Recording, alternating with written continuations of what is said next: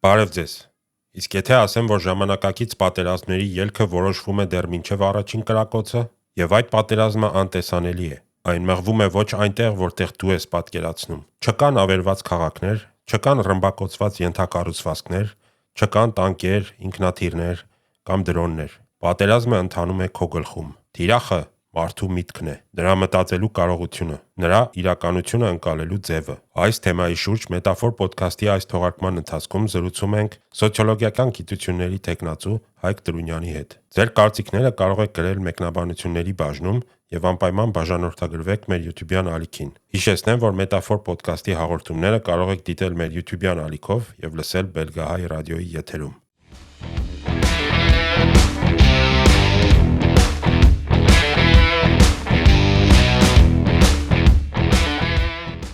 Բարև Հայկ ջան, շնորհակալ եմ, որ ընդունեցիր հրավերս։ Այսօրվա մեր թեման կոգնիտիվ պատերազմն է։ Եվ ես ուզում եմ ասել, որ երբ որ մենք որոշեցինք, որ այս թեմայի շուրջ ենք խոսելու, ես մի քանի օր անընդմեջ ինչ որ բաներ եմ կարդացել, պատրաստվել այս հաղորդման համար, այնպես որ առաջարկում եմ սկսել։ Ուրեմն պատերազմից խոսելուց մենք չենք կարող չանդրադառնալ Սուն Ցուի 2500 տարի վաղեմություն ունեցող երկրազմարվեստի մասին աշխատությանը։ Ուրեմն շատերի մոտ, երբ ասում ես Սուն Ցու, պատերազմի արվեստ, միանգամից պատկերացնում են զորքեր, ճակատամարտեր, մարտավարություն, մինչդեռ Սուն Ցուի իրական մարտադաշտը դա մարդու միտքն էր։ Ճիշտ է, այնտեղ Սուն Ցուն ուղղակիորեն չի օգտագործում այդ կոգնիտիվ պատերազմ եզրույթը, բայց մի քանի տեղ այսպես կարմիր թելի նման գնում է այդ թեմայի արտացոլումը եւ դա առանցքային թեմա է, կարելի ասել իր մոտ։ Եվ այստեղ ես թույլ հենց գրքից մի քանի հատված արագ ընթերցեմ եւ սկսենք մեր զրույցը։ Ուրեմն առաջինը հենց առաջի գլխից սկսվում է, այդ ոնց որ այդ դեկորը ինքը արդեն տալիս է, որ ինչի մասին է լինելու։ Ուրեմն գլուխը առաջին նախնական հաշվարկներ։ Ուրեմն այստեղ ինքը ասում է. պատերազմի արվեստը կառուցվում է խաբեության ունակության վրա։ Պատկերացնում եք։ Ուստի եթե ունակ ես, հակառակորդից ցուցանիր, որ անկարող ես։ Եթե ուժերդ պատրաստվում են մարտական գործողություններ սկսել, ձևացրու, որ անգործունակ ես։ Հետո ասում է. եթե մոտ ես, ցույց տուր, որ հեռու ես, եթե հեռու ես, մոտ լինելու պատրանք ստեղծիր։ Թշնամուն խայծ տուր, նրան գայթակղելու համար եւ օգտվիր առիթից եւ հարվածիր։ Կատաղեցրու եւ շպոտեցրու թշնամուդ սպարապետին։ Թույլ ձևացիր եւ գրգռիր թշնամուդ գոռոզամտությունը։ Թույլ տուր նրան դառնալ ավելի ինքնավստահ եւ ամբարտավան, որպեսզի սխալներ գործի, էլի։ Հետո այստեղ գալիս են գլուխ 3 հարձակողական ռազմավարություն, այստեղ ասում է 100 ճակատամարտից 100-ում հաղթանակած դուրս գալը գերազանցության գագաթնակետը չէ, գերագույն կատարելությունը թշնամու դիմադրությունը առանց կռվի ջարդելու մեջ է։ Տպավորիչ է։ Դա ասում է, եւ ուրեմն պատերազմում ամենաառաջինը թշնամու ծրագրերը կազմաքանդելու ունակությունն է, ամենաառաջնայինը թշնամու ծրագրերը կազմաքանդելու ունակությունն է։ Ճանաչիր թշնամուդ եւ ճանաչիր ինքդ քեզ եւ 100 ճակատամարտից եւ ոչ մեկում չես պարտվի։ Եվ վերջինը, եւ խոսքը կփոխանցեմ արդեն քեզ։ Այդտեղ գլուխ 13 հետախույզներ եւ գաղտնի լրտեսներ, էս էլ է շատ կարեւոր։ Ասում է թշնամու մասին իրազեկությունը ոչ ոգիներից է գալիս, ոչ աստվածներից, ոչ անցյալի փորձից, ոչ էլ հաշվարկներից։ Իրազեկությունը գալիս է միայն մարդկանցից, ովքեր հստակ տվյալներ ունեն թշնամու պայմանների եւ իրավիճակի մասին։ Հիմա ճիշտ է, այստեղ Սուն Ցուն միշտ նկատի է ունեցել ռազմական գործողությունները, այսինքն զինված ուժերին է սա վերաբերվում, բայց այսօրվա մեր իրողության մեջ կոգնիտիվ պատերազմները ոչ միայն զինված ուժերին են վերաբերվում, այլ դրա թիրախը ամբողջ կարելի ասել հասարակությունն է։ Եվ այստեղից խոսքը փոխանցում եմ քեզ, Հայկ ջան, խնդրեմ։ Էդգար ջան, շնորհակալություն հրավերի համար։ Շնորհակալություն, որ այսպեսի կարևոր թեմա ես բարձրացնում։ Իմ համար սա ոչ թե կարևոր թեմա է, սա եւ իմ կյանքի մի մասն է, որը ես շատ եմ ուզում, որ դառնա massայական ամփոփման թեմա, որովհետեւ մենք ամեն օր հիմա ապրում ենք մի հատ ժամանակաշրջանում, որտեղ պատերազմները ոչ թե ֆիզիկական դաշտում, այլ եւ մենտալ դաշտում են գնում, ու եթե մենք չկարողանանք հասկանանք առաջինը, որ սա պատերազմ է, երկրորդը, թե ինչպիսին է սա ազդում մեր վրա, երրորդը, թե ոնց պետքա սրան դիմադրենք, մենք չենք կարողանա ձևափոխվենք ոչ թե մենակ մարդ ունենալով մեր իդենտիֆիկացիան, այլ նույն ձևի եւ որպես ազգ։ Ես արդեն մի քանի տարի, որ գիտական ոլորտով զբաղվում եմ կոգնիտիվ պատերազմներով, հոգեբանական, կոգնիտիվ, փսիոպ պատերազմներով, ու քանի որ ես մասնագիտությամբ սոցիոլոգիական գիտությունների տեխնացու եմ, ինձ համար շատ հետաքրքիր է, թե ոնց է այս ամենը ազդում հասարակության վրա։ Ու ինձ թվում է մանավանդ քո այս սկզբում այս խորքային բանը ներկայացնելուց հետո ինձ թվում է ավելի ճիշտ կլինի, որ մեր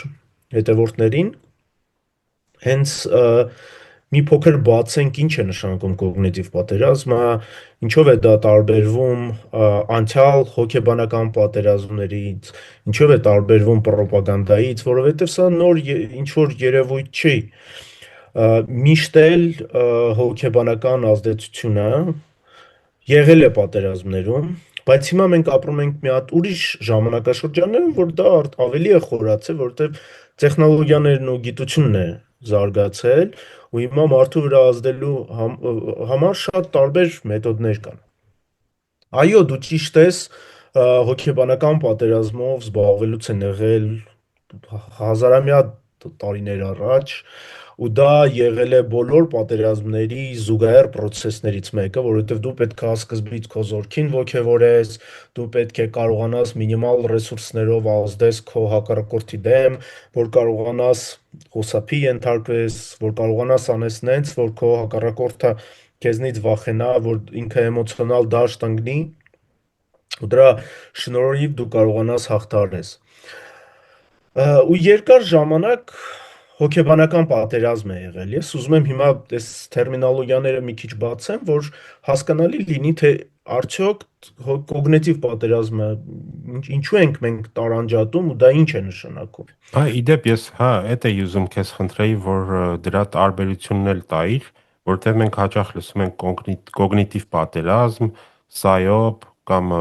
կիբեր հարձակումներ կամ հոգեբանական պատերազմ, այդ ամեն Կամ էլ ինչը ոնց է։ հիբրիդային պատերազմ։ Այո, եւ այդ ամեն ինչը ոնց է իրար հետ կապակցված, որն է որի մաս, կխնդրեի սա էլ բացատրեիր մեր լսողներին։ Էդգար, հիմա այսօրվա պատերազմները իրենք ամբողջովին դարել են հիբրիդային։ Ու այս հիբրիդային պատերազմը իր ներսում ներգրավում է տարբեր պատերազմային ուղղություններ։ Դրանք տնտեսական պատերազմն են, դիվանագիտական պատերազմն են, մշակութային պատերազմն են, դրանք ուղղություններ են, որի միջոցով Ֆինանսական։ ֆինանսական, իհարկե, ֆինանսական, որը տնտեսականի մի մաս է, որի միջոցով հակառակորդը թշնամին փորձում է ազդել մեր դեպքում մեր վրա, ուզում է ազդել, որ մենք որոշում կայացնելուց արդեն այս կամ այն անկյունից որոշում կայացնենք։ Հիբրիդային պատերազմի մեջ կա ուղղություն, որը կոչվում է հոգեբանական պատերազմ։ Այլ հոգեբանական պատերազմը հիմա իր ներսում ունի տարբեր ուղղություններ, որովհետև հստակ գիտության մեջ չկա կողմորոշում այս տերմինոլոգիաների, կա արևմտյան մոտեցում, կա արևելքի մոտեցում, ու այս ամեն դպրոցները արևելքի ու հիմնական արևելք-արևմուտք երկու դպրոց կան, այս երկու դպրոցների մոտեցումները տարբեր տերմինոլոգիաներ են տալի, բայց եթե սկսում ես սրանով զբաղվել, հասկանալի է դառնում, որ հոգեբանական պատերազմը ինքը իր ներսում բաժանվում է տարբեր պատերազմների, որովհետև տարբեր նպատակներ, տարբեր նյուանսներ է իր դեմը դնում։ Ա,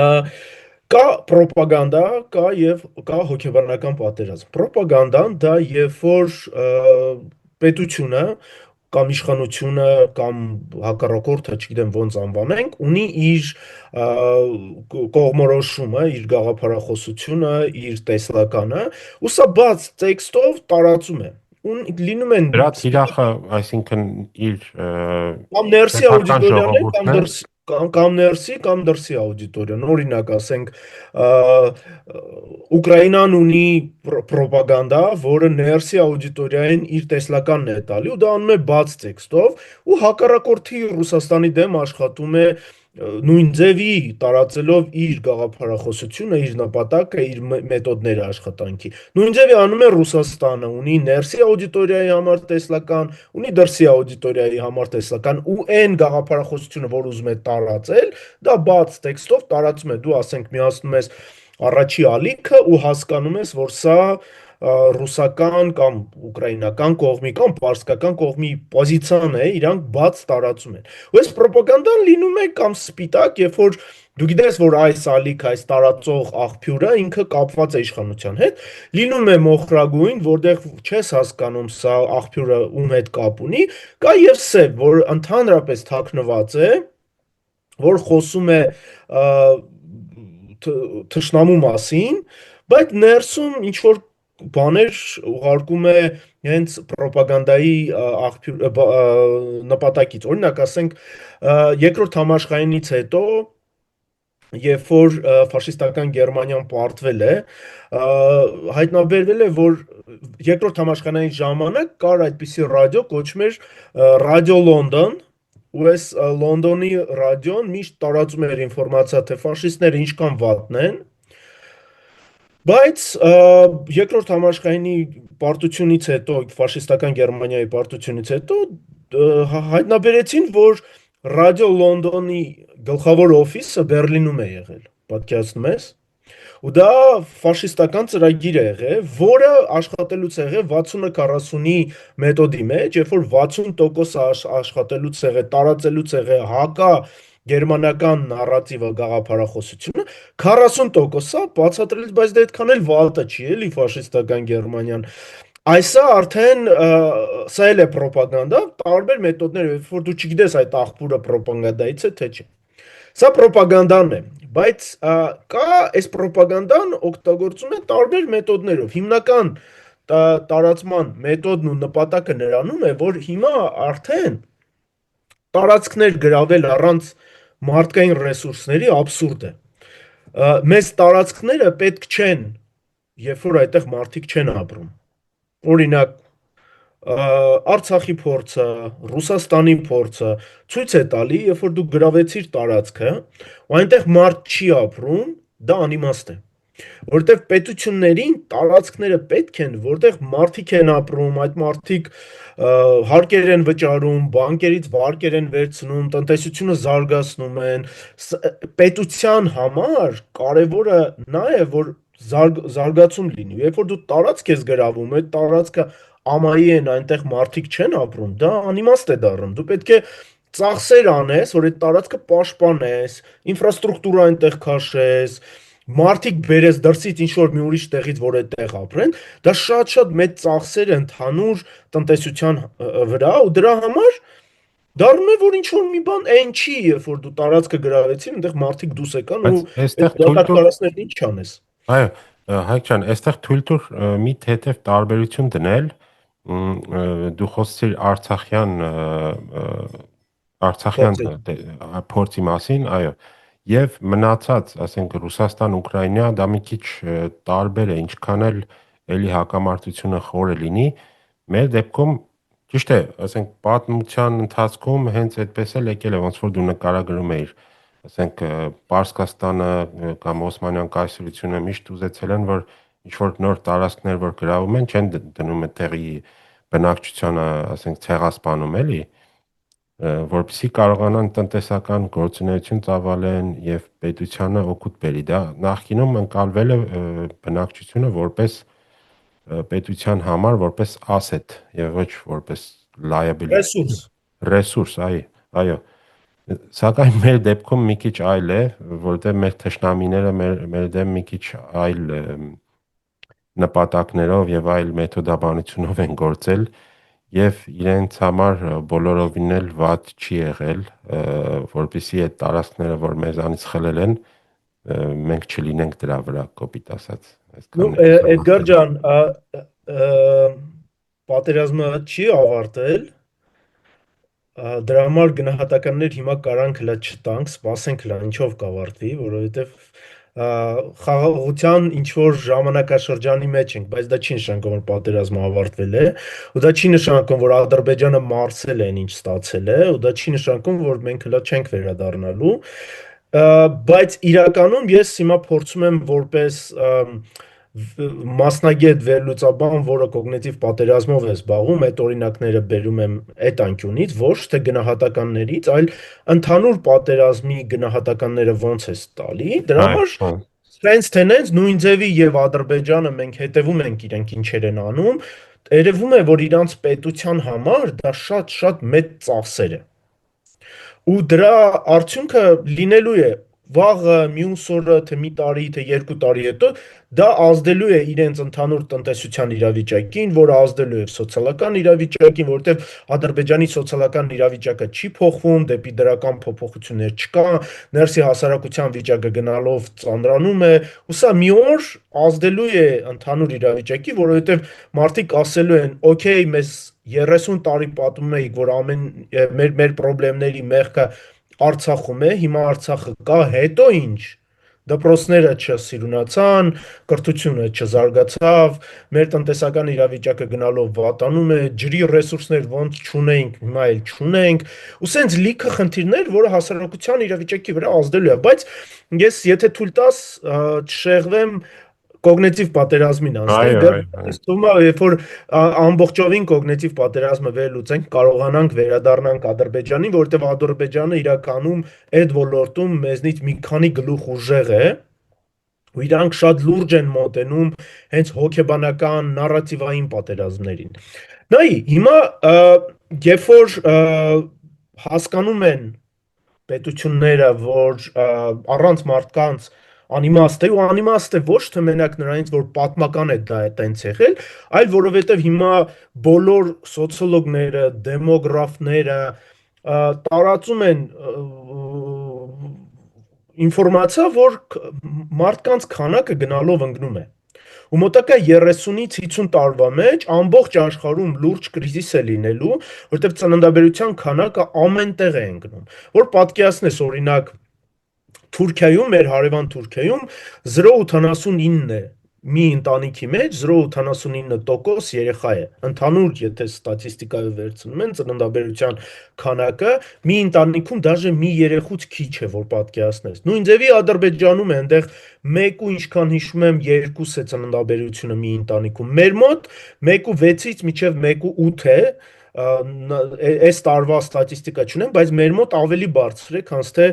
հարևան պետություններում։ Սա Թուրքիայինը նշանակում է դու 0,8 ասեցիր, թե 1,8։ Թուրքիայում 0,8, 0,8, այնտեղ շատ-շատ քիչ է ծննդաբերությունը։ Ու սա Որտեղ մի հատ ստատիստիկներ էի տեսել, որ այնտեղ տարբերություն են դնում, իհարկե, որ այդ թուրքաբնակ տարածքները, որոնք որ ավելի արևմտյան հատվածում են ընկնում, այդտեղ ավելի ցածր է, քան են քրդական, որ արևմտյան Հայաստանի այդ հատվածները, որտեղ ավելի բարձր է, եւ միջինը այդքան մոտավորապես կանգնում է 1 ու քանի հետես է, բայց դու 0 Դու ճիշտ ես ասում, բայց ընդհանուր 0.8 է, որովհետև գնալով իրենց մոտ արտադարձնել է շատ, միգրացանել է շատ, ու դա բերում է նրան, որ ընդհանուր ստատիստիկայով, երբ որ գնահատումներ են էքսպերտներ անում, շատ քիչ է, 0.89 է դառնում։ Բայց սա նշանակում է, ասենք որ որպեսի բնակչությունը նույնը մնա 2.1 է, այդպես հայտնի թիվ կա, 2.1 պետք է լինի, որպեսի այո, ոչ շատանա, ոչ քչանա։ այո, որ դու պատկերացնես աշխարհի ամենամեծ ծննդաբերության քանակը այսօր Իսրայելում է, որտեղ 2.7 է, դաժե Պակիստանում է ծննդաբերության քանակը արդեն 2 դառ է, ընկնում է, որովհետև դա ընդհանուր համաշխարհային տենդենց է։ Ու սա երբ որ դու հասկանում ես, երբ որ պատերազմի գիտության կողմից հասկանում ես, հասկանալի է դառնում, որ հասարակության տարածքները առանց մարդկանց անիմաստ են։ Դրա համար դու պետք է տարածքները գրավես, որտեղ ապրում են մարդիկ։ Ու եթե դու գրավում ես տարածքները, որտեղ ապրում են մարդիկ, դա նշանակում է, որ դու այդ մարդկանց մտածելակերպը պետքա փոխես։ Իրենց ներսի պոզիցիան, աշխարհայացքը պետքա փոխես, ու նույն ձևի իրենց ազգությունը պետքա փոխես։ Ու ստեղ գալիս է արդեն տարբեր գիտությունների օգնությունն է գալի, ու սոցիոլոգիան ասում է, որ մարդը, ազգությունը դա սոցիոլոգիա է։ Դա ոչ թե գենետիկա է, այլ սոցիոլոգիա է, որովհետև մարդը ազգությունը դա իդենտիֆիկացիա է, այն ոնց որ դու ես քեզ իդենտիֆիկացնում։ Ու եթե դու քեզ իդենտիֆիկացնում ես որպես հայ, դու քո ներսում կրում ես մշակույթ, կրոն, պատմություն, դաստիարակչություն, մենթալիտետ, դու դառնում ես այդ հայը։ Եթե քեզ հնարավոր է քո ներսից սրանք անել ու տալ ծրագրավորել ուրիշ բաներ, դու քո ներքին պոզիցիան փոխելով, քո իդենտիֆիկացիան փոխելով, դառնում ես լրիվ ուրիշ մարդ։ Հա դրա համար է որ մենք զարմանում ենք, որ Թուրքիայում որ տեսնում ենք թուրքացած հայերին, որ ասենք թուրքից թուրք են, զարմանում ենք, բայց զարմանալու ոչինչ չկա, քանի որ իրանք մշակութապես, այդ Այո, սոցիոլոգիապես իրանք արդեն իրանք ինքնությունը դարել է թուրքական ինքնություն, հետո ինչ որ իրանք գենետիկորեն հայեր են։ Նույնը ադրբեջանցիքի մեջ շատ կա։ ես Արևմտյան Հայաստանում էքսպեդիցիա եմ եղել երկար ժամանակ ու ճիշտն ասած ես ինչքան եղել եմ այնտեղ, երևի մի քանի հոգի այսենց մարդ տեսած լինեն։ Այնտեղ այդպիսիներ չկան։ Ու այդպիսին անհնար էր որ այնտեղ լիներ։ Ու սա նշանակում է որ պետք է առաջին քո աշխատանքը տանես, որ մարդկանց մտածելակերպը փոխես։ Ու եթե սա է նպատակը, այստեղ դուրս է գալի, որ հոգեբանական պատերազմը առաջի դաշտ է ընկնում, որովհետև սկզբից դա է գալի, նոր դրանից հետո թեժ պատերազմն է գալի։ Ու այս պահից արդեն տարբեր դպրոցներ սկսում են սրա 4 կողմն աշխատել։ Այստեղ մի օրինակ էլ միտքս եկավ, ասեմ, միտքը չկտրի, բայց թուրքական այդ յենիչերիները իրենք վերցրել են սկզբանե հայեր, հույներ, քրիստոնյաներ, այսինքն իրենք այն ժամանակվանից կարծել են, որ չգիտեմ ճիշտ թե սխալ, բայց կարծել են, որ քրիստոնյաների երեխաները ավելի տաղանդավոր են, ավելի էսեն են։ Ես քեզ ասեմ, Էդգար ջան, մենք պետքա դա ցավալի բան եմ ասում, вообще մենք շատ քիչ ենք հետազոտում թուրքական մշակույթը, պատմությունը, պսիխոտիպը, որը կատաստրոֆիկ բան է մեր համար, որովհետև մենք մեր թշնամուն չենք ճանաչում, բայց որ դու պատկերացնես վերջի 30 տարվա մեջ 900-ից 1000 մագիստրոսական մեկ է PhD գիտական թեզեր են պաշտպանվել Թուրքիայում հայկական մշակույթի մասին։ Իրենք հասկանում են լրջությունը հոգեբանական պատերազմի, բայց որ դու այդ պատերազմը տանես, դու քո թշնամուն պետքա վերլուծես, ասա մի քիչ ուշ կպատմեմ ոնց է դա իրականում կատարվում։ Հիմա նայ, ձևավորվել է մի քանի դպրոցներ, հիմնականը արևմտյան դպրոցը դա իրականացվում է նատոյական շրջանում, որը բաժանել է պատերազմը 6 ուղղությամբ, ասենք տիեզերք, օդ, ցամաքային, ծովային, հիբրիդային 6 ուղղության մեկը, որ դու պատկերացնես, դա կոգնիտիվ պատերազմն է։ Ուզում եմ, որ դու լրջությունը պատկերացնես, թե Ես ինչքան վերջերս այդ ռապորտը տեսա աշկովս ընկավ, երբ որ այս հաղորդումը պատրաստում էի, կոչվում էր Chief Scientist Report on Cognitive Warfare։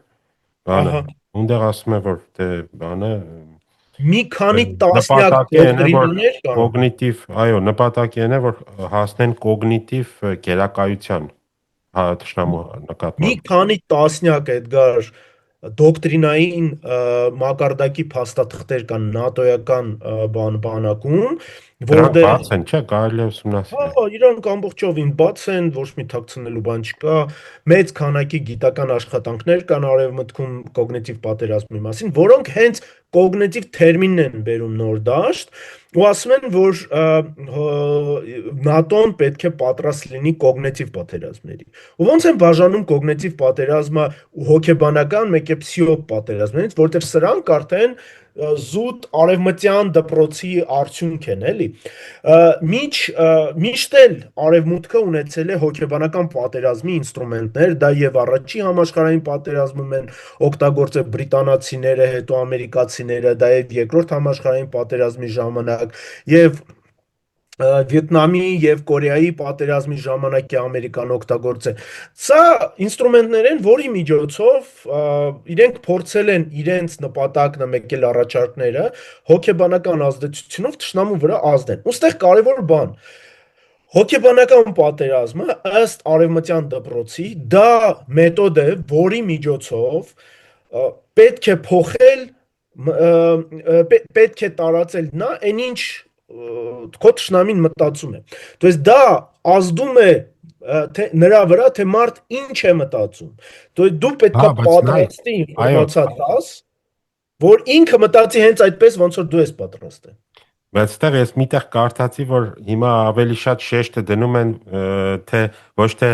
դրա վրա թե ինչ Ինչ, մտածել, այլ ոնց։ ինչպես մտածել, Այստեղ կարևոր բան է։ ինչպես how to think, ոչ թե what to think։ Ինչպես է դա կոգնիտիվ պատերազմն է։ Հա, իսկ ինչա։ Դա հոգեբանական պատերազմն է։ Այո, հա, բարձ է։ Ու այստեղ պրինցիպիալ տարբերություն է սկսում, որտեղ լրիվ տարբեր մեթոդիկա են։ Հիմա նայ, Եվ ինֆորմացիոն կոգնիտիվը ավելի հզոր է այս դեպքում։ կոգնիտիվը ավելի խորքային է։ Սա նայ ոնց է դա բաժանվում։ Սկզբից գալիս է ինֆորմացիոն պատերազմը։ Երբ որ մասսայական դու ինֆորմացիա ես տարածում քո թշնամու դեմ։ Ու դա ոնց է լինում։ Նայ, ինֆորմացիան դու տարածելուց պետքա պատրաստես նարատիվներ, պատմույթներ, չգիտեմ,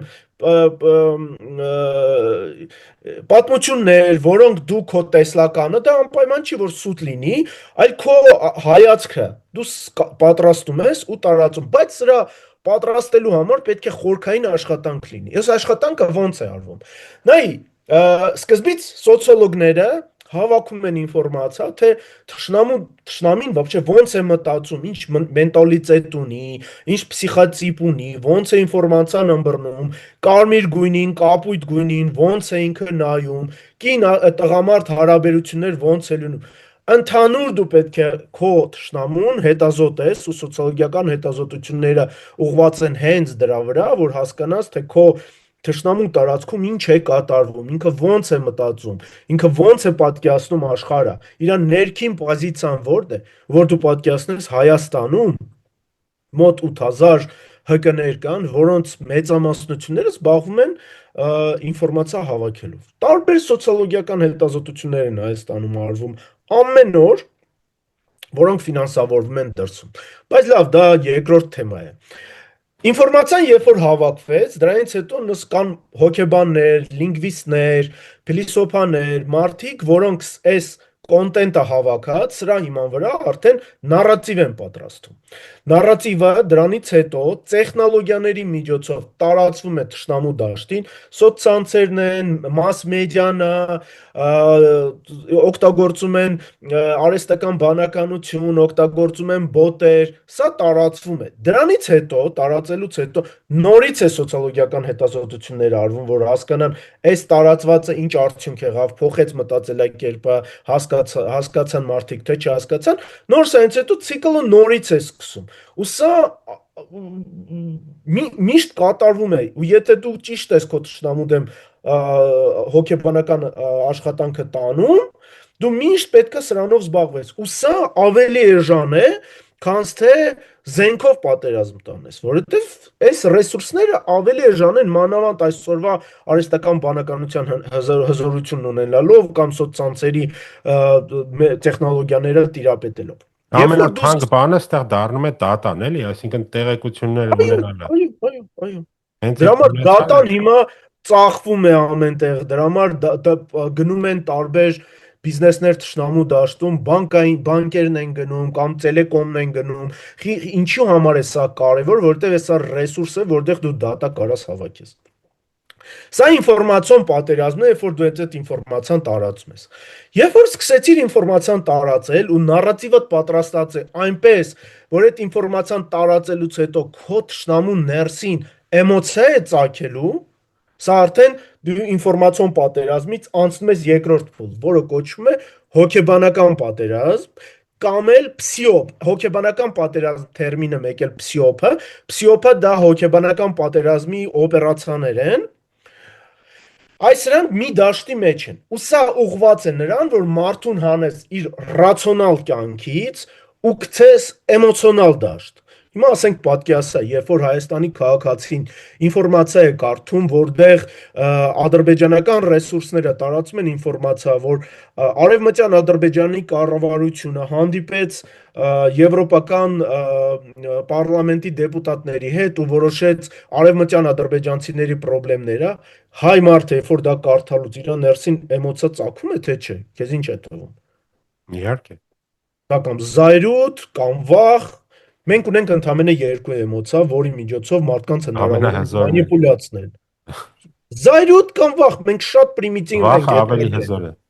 Վախ, չէ, սրանք երկուսը տարբեր ուղղություն ունեն։ Եթե դու ուզում ես մարդկանց ստուպրի մեջ գցես, որ իրանք ոչ մի քայլի չգնան, դու պետքա վախի էմոցիան օգտագործես։ Բայց եթե ուզում ես իրենց ուղղես, որ գնան ինչ-որ մի բան անեն, ջարդեն, փշրեն, հեղափոխություն անեն, պատերազմի գնան, դու պետք է տաս զայրույթի էմոցիան։ Ու սա արդեն հոգեբանական պատերազմի դաշտի մեջ է լինում։ Հիմա ինֆորմացիոն պատերազմից անցանք հոգեբանական պատերազմ, որտեղ կարևոր է էմոցիաներ։ Ստեղից հետո գալիս է մի ուրիշ պատերազմ, որը կոչվում է մենտալ պատերազմ։ Էդգար, սա ավելի հետաքրքիր բան է, ու սա երկարաժամկետ աշխատանք է, ու մենք հիմա ապրում ենք ոչ թե մենակ ժամանակաշրջանում, որտեղ մեր դեմ, հայկական աշխարհի դեմ օգտագործում են մենակ ինֆորմացիոն պատերազմ կամ հոգեբանական պատերազմ, այլ եւ մենտալ պատերազմ։ Իսկ դա որն է, դա կբացես։ Դա մենտալ պատերազմը, դա երբ որ դու մարդուց արդեն գցեցիր իրան ռացիոնալ դաշտից անեցիր, գցեցիր էմոցիոնալ դաշտ։ Հիմա իրա ներսի հենց այդ իդենտիֆիկացիան դու պետքա քանդես։ Սա social engineering է։ Իրա ինքնությունը։ Ինքնությունը։ Դու պետք է ասես, որ Շուշիի եկեղեցին հայրի հետ կապ չունի։ Ինքը աղվանական է, ալբանական է։ Դու պետք է իր ներսի պատմությունը մեկ առ մեկ հանես։ Մենտալ մարդը իր էությունը դա իր պատմությունն է, իր կյանքի ապրած պատմություն ճանապարհն է, պլյուս էմոցիաները, որը ինքը հենց այդ ճանապարհի ժամանակին էմոցիաներ է կուտել։ Գիտի սերը որն է, վախը որն է, զայրույթը որն է, մեծ Մեկ էլ այն ինչ որ ինքը կիսում է իր ազգակիցների հետ։ Այո, այո։ Ու հիմա Ընդհանուր պատերազմ։ տենց Ընդհանուր մարդկանց երբ որ հավաքում ես, սրանք դառնում են ազգ։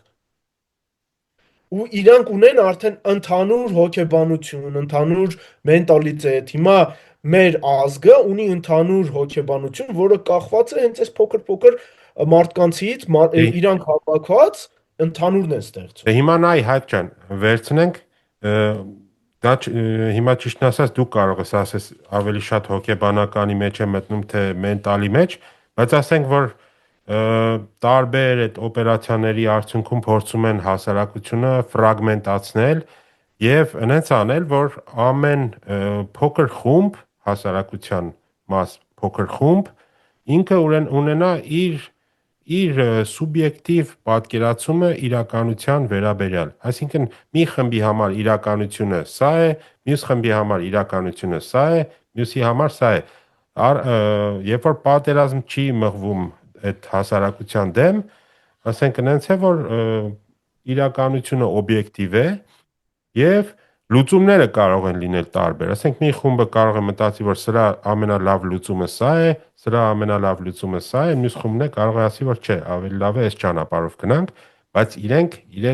իրանց մեջ համաձայն են, որ իրականությունը ինչ է, խնդիրը ինչ է։ Այս դեպքում դու լղոզում ես, այսինքն խնդիրը մեկը պատկերացնում է, որ սա խնդիր է, ենթադրենք, այն մյուս խումբը չի պատկերացնում, որ սա խնդիր է, ասում է, խնդիր չի սա։ Այսինքն ի սկզբանե սխալ ես դու դրել, որ մի հատ էլ ուզենաս լուծում գտնել դրա համար։ Գիտես, կա դասական մանիպուլյացիայի թեորիայի դասական գիտնականներ կան, որից մեկը եւ ամենաֆունդամենտալը դա Վլադիմիր Լևեֆրն է, սովետական միության ձևավորված գիտնական, մաթեմատիկոս, որ պատկերացնես, որը տեղափոխվել է Ամերիկա ու որպես մանիպուլյացիայի մասնագետ այնտեղ է ձևավորվել։ Հիմա ինքը մի հատ հետաքրքիր մոտեցում ունի, որ ասում է, որ իրականությունն իրականում չկա, դրանք սաղ մեր գնահատականներն են։ Կա փաստ եւ կա իրականություն։ Մարդը Ընկալում է, էլի։ Այո, մենք աշխարհը փաստերով չենք կարողանում ընդունենք, մեր համար բարդ է, եթե մենք փաստը տեսնում ենք, դրան պետքա գնահատական տանք։ Հենց այդ գնահատականն է մեր իրականությունը, որովհետև եթե զուտ բիոլոգիայի կամ ֆիզիկայի աչքերով նայենք, իրականությունը մենք ճիշտ էլ չենք տեսնում, որովհետև գիտես, ես գույները, օրինակ կապույտ գույնը ես կարող եմ բաց եւ մուգ ձևով տեսնեմ, բայց իմ կինը ես գիտեմ մոտ մի 5 կապույտ գույն գիտի։ Մենք իրականությունն էլ այնպիսին ենք տեսնում, ոնց մեր մտածելակերպը հնարավորություն ունի, մեր կյանքի փորձը ոնց է մեզ դա ձևավորում, այլ հենց մեր ներքի աշխարհն է օգնում, որ մենք իրականությունը տեսնենք։ Փաստը մենք չենք կարողանում փաստերի միջոցով գնահատենք աշխարհը։ Մեզ իրականություն է պետք, իսկ իրականությունը դա մեր գնահատականն է։ Ու եթե դա թելադրվում է նարատիվների միջոցով։ Այո, եթե դա մեր գնահատականն է, դա նշանակում է, որ հնարավոր է մարդու վրա ազդել, որ իր գնահատականները փոխվի։ Դու կարող ես մարդուն բացատրես, բա որ գիտես, որ 1915 թվականին ցեղասպանություն եղավ, որովհետև կար առաջին համաշխարհային պատերազմ։ Մարդիկ զոհվեցին, որովհետև իրանք էին մեղավոր, չգիտեմ, ռուսերը մեղավոր եղան, այլ մոլորակայինները մեղավոր եղան։ Դա ցեղասպանության մասին հարց չի եղել։ Դու փոխում ես արդեն տեսլականը, փաստերը նույն ձևի կարաս օգտագործես, ասես, այո, մի միլիոն մարդ է զոհվել, ոչ թե սպանել են, այլ զոհվել, ու այստեղ լինգվիստիկան էլ է աշխատում, որը բերում է նեյրալինգվիստական ծրագրավորման։ Ու նեյրալինգվիստական ծրագրավորումը դա մանիպուլյացիոն տեխնոլոգիաների հիմքային բաներից մեկն է։ Ու հիմա ինչի է կարևոր, որ դու մարդուն քանդես։ Ուրեմն նևրոլոգիայի մեջին կան տարբեր հիվանդություններ, որոնք հիշողությունը մարդու բան են անում, թուլացնում են։ Ու երբ որ մարդ իր հիշողությունը սկսում է կորցնել, ինքը որպես անձնավորություն փոխվում է։ Ու նևրոլոգները դա արդեն շուտվանից են հաստատել, դա հաստատված փաստեր են, ու երբ որ մարդ իր հիշողությունն է կորցնում, ինքը որպես անձ, որը կերպար է ունեցել, օրինակ Հայկը կամ Էդգարը, Կարենը արդեն ձևավորված է եղել 50-60 տարեկանում որպես մարդ, որի հետևին կա այս կյանքի փորձը, կան այս էմոցիաները, որ ինքը արդեն ներշնչած է եղել, երբ որ ինքը հիշողությունը կորցնում է, ինքը հենց այդ անձին էլ է կորցնում։ Ու եթե դու այս անձին կարողանում ես մեջից հանես, այս մարդիկ, ովքեր իրենց հիշողությունը կորցնում են, իրանք սկսում են իրենց համար նկարել նոր անձ, սկսում են ֆանտազիաներ անել, նոր բան ձևավորել, որովհետև փուչ տեղը չի լինում, մարդը երբ որ հենց այդ բան չի ունում, պատմույթ չի ունենում իր համար, ինքը արդեն կորչում է։ Նույն ձևի դա աշխատում է եւ ազգերի վրա։ Հիմա եթե դու կարողանաս հենց այդ քո թշնամուց հանես իր իդենտիֆիկացիայի բաները, հիմքերը, իր երկու պարը հանես, ասես սա ձերը չի եղել, իր խոհանոցի մշակույթ հանես, սա ձերը չի եղել։ Կամ ասում են, սա բոլորն էլ ունեցել են։ Բոլորն էլ ունեցել են։ դու իր պատմությունը ձևափոխես, ասես Ուրարտները հայերի հետ вообще կապ չունեն, ու որ դու պատկերացնես այսօր աշխարհում ուրարտական մշակույթը ներկայացնում է ոչ թե Հայաստանի Հանրապետությունը, այլ Թուրքիան է ներկայացնում։ Եթե դու լինես Վան քաղաքում, կզարմանաս, թե ինչքան տարածված է Ուրարտուի հետ կապված բիզնեսը, իրանք վաճառում են Ուրարտուն որպես թուրքական ժառանգություն, որ թուրքերն են իրանց ժառանգները։ Ու Ես մի քանի տարի առաջ եղա British մյուզեումում, դրանից առաջ ահագին սկանդալ էր եղել, որ ուրարտական այդ հատվածը ներկայացրել է այնտեղ բաժինը գրած էր Ancient Turkey, yani հին Թուրքիա, հնագույն Թուրքիա։ Նույն բանն անում է եւ Ադրբեջանը, դրա համար որ դու ինչքան դու խորությունը սրա պատկերացրա, հիմա ադրբեջանցիները դեռ քրիստոնեության հետ արդեն բան չունեն, կոնֆլիկտ չունեն, որովհետև այն մասնագետները, որոնք իրենց օգնում են դրանք սաղանեն, նրանք հասկացել են, որ մենք պետքա կրոնի հետ պատերազմ չանենք, քրիստոնեական, մեկ է մուսուլմանական, որովհետև իրանք ընդհանուր իրանք մուսուլման էլ չեն, իրանց մոտ կրոնը ավելի շատ տանգրիանствայի հետ կապ ունի, շամանիզմի տանգրիանствայի հետ կապ ունի, տոտեմների հետ կապ ունի, քանց թե իսլամի հետ, բայց դա ոչինչ, երկրորդական հարց է։ Հիմա դրա համար կարևոր է մենտալը, մշակույթն ու պատմությունը հանես, սա մենտալ պատերազմ է։ Երբ որ հանում ես, արդեն դրա տեղը պետքա նորը տաս։ Ու հիմա պատկերացրա, զինվորը, որը ավտոմատը ձեռին պոստում կանգնած է, իր դեմ դուրս է գալի թշնամին։ Ու թշնամին իրեն ասում է, դու ինչի համար ես պատերազմ տանում։ Երբ որ քո հետևի այն վանքը քոնը չէ, ինչի համար ես այդ պատերազմը տանում։ Երբ որ Մաշտոցի տառերը դա ձերը չեն։ Ու սա պատկերացրու այդքան բարդ process չի, ընդամենը մի սերունդի միջոցով հնարավոր է sense բան փոխել։ Մենտալ պատերազմից հետո գալիս է կոգնիտիվ պատերազմը,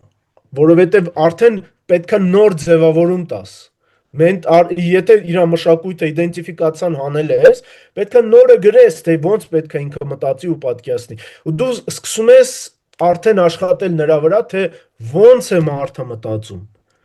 Այ տարբերությունը կոգնիտիվ պատերազմի, այս է, կոգնիտիվը ավելի խորքային բանի վրա է աշխատում։ Ու կոգնիտիվը աշխատում է մարդու բիոռեֆլեքսների վրա։ Մենք քանի որ բիոռոբոտներ ենք, մենք ունենք մեր ռեֆլեքսները։ Ու դրա համար կոգնիտիվ բայենսները, կոգնիտիվ շեղումները շատ տարածված բաներ են, ու եթե դու հենց այդ որ կոգնիտիվ բայենսը դա բիոհոգեբանական process է։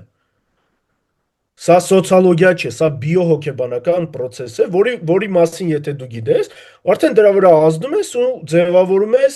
նոր մտածելակերպ։ Ասենք օրինակ, կա բանի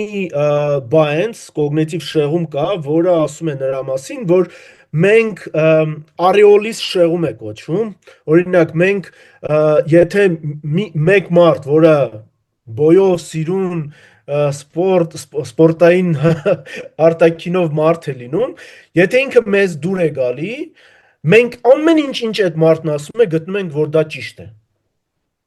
Որովհետև սա ներքին մեր բիոհոգեբանական կողմորոշում է Իդեալին է համապատասխան։ իդեալներից, այո։ Կամ էլ դրա համար գովազդն է օգտագործում այս մեթոդները։ Կամ ասենք ես զգացել եմ, որ ասենք սևամորթերի մոտ, երբ որ սպիտակ մարդը մի բան ասում է, իրենք ավելի շատ են հավատում, քան թե երբ որ իրենց մեջ ինչ-որ մեկը ասում։ Ու սենց լիքը կոգնիտիվ շեղումներ մարդն ունի, որը հենց ռեֆլեքսային process է։ Կամ էլ այս ռեֆլեքսային բանը, սա արդեն առանձին հոգեբանական պատերազմի կամ կոգնիտիվ պատերազմի դպրոց է, որ այս ազդեցությունը նայում է հենց մարդու ռեֆլեքսների միջոցով, որը թե շանտաժը մարդը ոնց է ընդունում, վախը ոնց է ընդունում, ու դրանից ելնելով են պատրաստում արդեն նարատիվներ։ Արևմտյան դպրոցը, որը ՆԱՏՕ-ի 4 կողմա ձևավորվել, ինքը, որ դու պատկերացնես, հիմա աշխատում է ոնց։ Բանակը, հոգեբանական, կոգնիտիվ, փսիո պատերազմները վարում է բանակը։ ՆԱՏՕ-ի մեջին կան զորամասներ, որոնք զբաղվում են այս աշխատանքով։ Ու մինչև պատերազմ սկսելը սկզբից աշխատում են այս զորամասները, որոնք հետազոտություններ, նարատիվներ պատրաստում, տարածել թշնամու դեմ, նոր դրանից հետո թեժ պատերազմն է սկսում։ Բոլոր հզոր բանակներում ամերիկյան, բրիտանական, ֆրանսիական, գերմանական, բոլոր նատոյականներում կան կոգնիտիվ պատերազմի զորամասներ, որոնք շատ մեծ դեր են խաղում ընդհանուր պատերազմների մեջ։ Սա արևմտյան դպրոցն է, Հիմա որը կներես էլի, որ ընդհատում եմ, քանի որ դու այստեղ արդեն դրա մասին խոսեցիր, թե ով են դերակատարները, որտեվ ես նաև իմ մեջ նաև հարց կար, թե արդյոք այստեղ դերակատարները մենակ պետություններն են, այդ թվում ասենք ՆԱՏՕ-ի բանակներ, թե այնտեղ կան նաև ասենք կարող է լինեն դրանք կորպորացիաներ, ինչ որ մասնավոր կամ լինեն ինչ որ հասարակական կազմակերպություններ, որտեղ ասենք պետությունը արտապատվիրել է, outsource է արել այդ իր հոգեբանական եւ սայոպ եւ կոգնիտիվ պատերազմների գործողությունները արտապատվիրել է նման կազմակերպություններ, արդյոք դա այդպես է։ Իհարկե, դա տենց օգտագործվում է,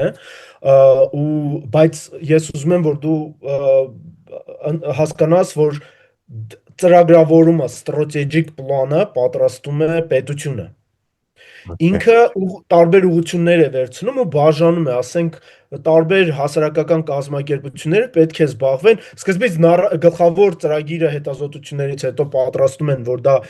օրինակ, ասենք, պետքա տղամարդ-կին հարաբերությունները փոխվի, որովհետև, չգիտեմ, հայկական հասարակության մեջ ընտանիքը գլխավոր կենտրոնն է, որի 4 կողմ է արդեն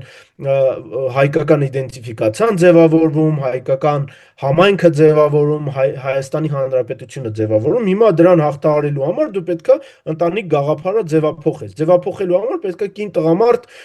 կերպարը փոխես։ Ու սա խո չի կարա, Կոնֆլիկտ խո չի կարա ամերիկական բանակը գա Հայաստանում զբաղվի կին տղամարդ հարաբերությունները փոխելու։ Դա համար սա իրեն գաղափարը, նպատակը, նարատիվը պատրաստել են, outsource տալիս են տարբեր ՀԿ-ներին, որոնք գրանտային սիստեմաներով գտնում են Հայաստանում ՀԿ-ներ, որոնք էլ իրենք արդեն տարբեր աշխատանք են տանում այս գաղափարը վերևից իջեցնել ներքև։ Սա իրականում շատ պրիմիտիվ է աշխատում, բայց կորպորացիաները, որի մասին դու ասեցիր, իրենք, քանի որ մենք խոսում ենք ոչ թե մանիպուլյացիոն կամ գովազ տարածելու տեխնոլոգիաների մասին, մենք խոսում ենք պատերազմների մասին, կորպորացիաները միշտ լինում են դրա ինստրումենտ, օրինակ, ասենք, Facebook-ը դատա է հավաքում ու այդ դատան տալիս է բանին, պետությանը։ Facebook-ը գիտի, որ Հայաստանում որ բառերը, որ նկարները, որ վիզուալը, վիժնը ոնց է աշխատում, TikTok-ը նույն ձևի գիտի, ասենք որ պատկերացնես դրա բանը խորքայնությունը, TikTok-ը կարող է հավաքի բազա, որտեղ նշած լինի, որ 18-ից 20 տարեկան տղա երեխաները Հայաստանում կարմիր գույնի վրա ուշադրությունը ավելի շատ են պահում, քան թե կանաչ գույնի վրա։ Ու հիմա դու պատկերացրու, եթե դու ունես sense data, այս դատան վաճառում ես ինչ որ մեկին, ով որ դա կարա ճիշտ օգտագործի, նա վիզուալ նարատիվ պատրաստելու ժամանակ, որտեղ ասելու է, որ հայ տղամարդը թույլ է, կամ հայ կինը էսպիսին է, կամ հայկական բանակը պարտված է, ինքը արդեն գիտի գույների վրա ոնց աշխատի, որ վիզուալը 18-ից 20 տարեկան տղաները, որոնք պետքա զենքը ձեռին գնան post կանգնեն, նրանց վրա ազդի։ Սա դատան է, որի միջոցով արդեն ինժեներները, social ինժեներներն աշխատում են։ Հիմա եթե դու այսքանը տիրապետում ես, ավելի էժան է պատերազմ վարելը։ Այնքան էժան է, որ դու պատկերացնես, եթե օրինակ լիներ բյուջետ 1 միլիոն դրամ, 5-ից 10 տարվա մեջ Արևմտյան Հայաստանը հնարավոր է հետ բերել։ 1 միլիոն դրամ, դոլար։ Ահա, 10 միլիոն դրամ տարեկան եթե ունենանք բյուջետ, 5-ից 10 տարվա մեջ Արևմտյան Հայաստանը հնարավոր է հետ բերել։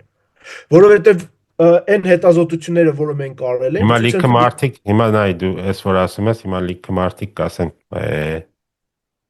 թող ասեն։ Թող ասեն,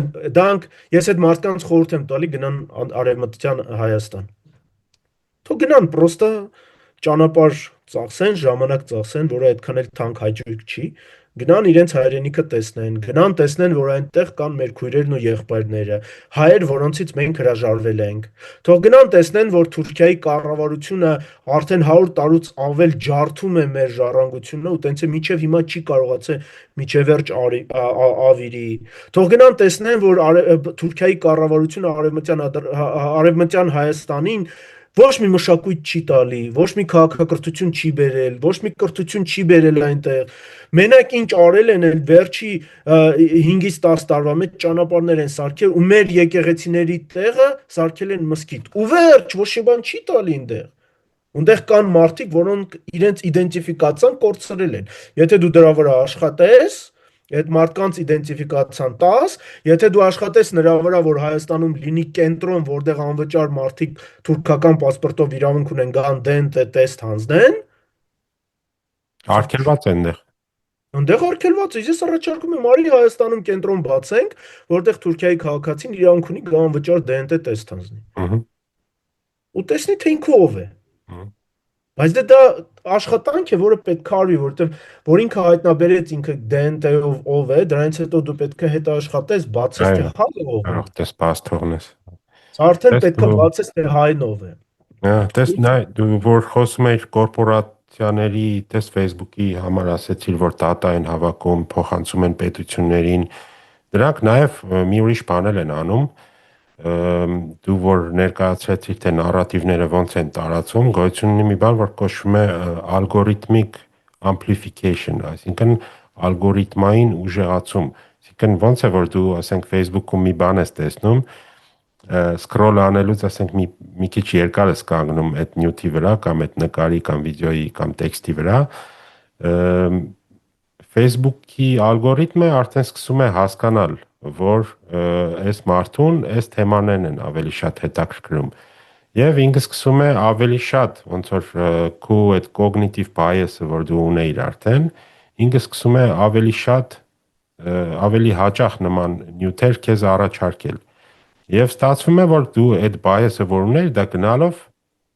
խորանում է։ Դե դա ավելի շատ տեխնոլոգիաների մասին է, քան թե կորպորացիաների հնարավորության կամ նպատակի, որտեղ հիմա արդեն բացի այդ տեխնոլոգիայից, դե հիմա արդեն deepfake-ի տեխնոլոգիան կա, արհեստական բանականության տեխնոլոգիան կա, տարբեր AI ագենտների տեխնոլոգիաներ կա, բայց դրանք տեխնոլոգիաներ են, գլխավորը հենց այդ նարատիվային աշխատանքը, նպատակ պատրաստելը ու այս համակարգերը պատրաստելը, դա չի փոխվել, ոնց եղել է, տենց է մնացել է։ Բայց տեխնոլոգիաների շնորհիվ ինքը քո նարատիվները ու քո պատրաստած այդ օպերացիաները ինքը կարողանում է scale անել, այսինքն առաջ եթե դու կարող ես շատ փոքր շրջանակների մեջ քիչ-քիչ տարածել, հիմա դու մեկից massայականություն ես ստանում եւ կարող ես massայական տարածել ամեն ինչ։ Դե հիմա պատկերացրա, եթե ճիշտ օգտագործել bot AI ագենտներին, դու կարաս, չգիտեմ, հազարավոր fake account-ներ ունենաս, որի միջոցով ոչ թե մենակ ինֆորմացիա տարածես, այլ հենց այդ AI ագենտները կարողանան սոցցանցերը ամբողջովին վերլուծեն, միմիկրացիա անեն, իրանք կարողանան մտնեն բոլոր օրինակ հայալեզու Facebook-ի մեջ ու կարդան թե մարդիկ ոնց են գրում, իրանց փսիխոտիպը վերլուծեն, քանի որ ամեն մի bot ագենտը ինքը AI է, էլի, արհեստական բանականությունը, որը հասկանում արդեն թե դու ինչպիսին ես գրում ու միմիկրացիան են, երբ որ արդեն քո ձևին մոտեցումով քեզ սկսեն պատասխանել։ Ու հիմա եթե դու հենց այդ բոտերին տալիս ես դեմը դնում ես խնդիր, որ տարածեք, որ օրինակ ասենք ադրբեջանցիք իրենք վատը չեն դեպի հայերին կամ թուրքերը փոխվել են արդեն ու իրանք կոմենտները գրում են այս գաղափարով, այս նարատիվով ու հազարավոր սա տարածվում է։ Ու սա արդեն այս աշխատանքն էլ է էժանացնում, հեշտացնում է ու սարքում ավելի massայական։ Բայց սրանք տեխնոլոգիաներ են։ Այս տեխնոլոգիաներն օգտագործում են բոլորը։ Ու քանի որ ես սկզբում պատմում էի արևմտյան դպրոցի մասին, հիմա եթե թույլ տաս, կուզեի մի երկու բառ ասել արևելյան։ Հա, ու այս արևելյանը ինքը բաժանվում է մի քանի ուղղության, որտեղ արդեն ու սենց հստակ տարբերություն այդքան է չկա, էլի արևելյան մեկ էլ արևմտյան, բայց Մեկը ընդհանուր մյուսից սովորում են արդեն։ այո, բայց ընդհանուր բաժանում կա, որ հեշտացվի հասկացողությունը, էլի, որը ինչ մոդելով է աշխատում։ Օրինակ կա արդեն հզորներից մեկը, դա ռուսական դպրոցն է, որը աշխատում է հիմնական ռեֆլեքսների վրա, մարդու հենց այդ խորքային վախի, զայրության էմոցիաների վրա է աշխատում, ու սրա միջոցով արդեն տարածում է ինֆորմացիա կամ իր նարատիվը։ Ռուսական դպրոցը դա այն դպրոցն է, որը եւ սառը պատերազմի ժամանակ մեծ փորձ է ունեցել, որը խորքային ձևի կարողանում է հասարակության սոցիոլոգիան հետազոտի ու հասկանա։ Մյուս դպրոցը դա չինական դպրոցն է, որը վերջի մի քանի տասնյակ տարիների մեջին շատ է հզորացել ու կոգնիտիվ պատերազմի մոդելները եւ Ռուսաստանում եւ Չինաստանում իրենք բանակային ստրատեգիայի կարևոր ուղղություններից մեկն են։ Այդ ուղղությանը կարելի է եւ արևմտյանը կարելի է եւ ներգրավել պարսկականը, որովհետեւ Պարսկաստանը ունի պետական գաղափարախոսություն ու այս պետական գաղափարախոսությունը տարածելու համար տարբեր մեթոդներ է օգտագործում։ Ընդհանուր սրանք տարբերվում են նրանով արևմտյան եւ արևելքի, որ արևմտյան դպրոցները sense tendenz աշխատում են դեմոկրատիայի ինստիտուտների հսկման տակ ու իրենք ներսին աուդիտորիայի վրա տոտալ չեն կարողանում կառավարեն, չնայած նրան, որ դա եւ վատ է իրենց վրա ազդում, իսկ արևելյան դպրոցները իրենք քանի որ ավտորիտար ռեժիմներ են, իրենք ոնց ուզում են, տենց էլ անում են եւ դրսի հասարակության հետ, համ ներսի հասարակության հետ, ու իրենք քանի որ այդ ձև էթիկայի սահմաններ շատ քիչ ունեն, դրա համար իրենց աշխատանքը ավելի էֆեկտիվ են դառնում։ Բայց ուզում եմ մի հատ օրինակ բերեմ, որը հիմա այս ընդհանուր գաղափարախոսություններ ձևավորելու, նարատիվներ ձևավորելու հիմքն է հիմա աշխարհում դառնում։ Դա Պարսկաստանի օրինակն է։ Նայ, Պարսկաստանը ինքը ավտորիտար ռեժիմ է, դաժե թեոկրատիկական ռեժիմ է, որտեղ հիմքը դա Կրոնական։ կրոնական իսլամական հեղափոխության միտքն է, շեյական իսլամի միտքն է։ Բայց ու իրենք շատ խորը օգտագործում են կոգնիտիվ պատերազմը, իրենք նարատիվներ են տարածում, իրենք օգտագործում են տարբեր մեդիաներ եւ ֆեյք մեդիաներ, որի միջոցով իրենց գաղափարախոսությունը տարածում են, իրենց են ձևավորում եւ թշնամուն են ձևավորում, թշնամուն ասելով դա նկատի ունեմ եւ Ամերիկային եւ Իսրայելին, բայց Պարսկաստանը ունի պետական գաղափարախոսություն, որը խոսում է պարսկական քաղաքակրթության մասին։ Պարսկաստանը իր strategic միսիան պատրաստել է պարսկական քաղաքակրթության գաղափարախոսության 4 կողմ։ Ու իրենք աշխարհին ներկայացնում են իրենց նարատիվը, որ իրենք քաղաքակրթություն են, հազարամյա տարիների քաղաքակրթություն են, որի կրոնը այսօր դա շեյն է, իսլամական շեիզմն է։ Ու սրանով իրենք իրենց աշխատանքը տանում են։ Ու սա ամենակարևոր ֆունդամենտալ հարցերից մեկն է, որովհետև հիմա բոլորն են այդ ուղղությամբ գնում, քաղաքակրթական մոդելի ուղղությամբ։ Ու Պարսկաստանը այս Պարսկաստանի եւ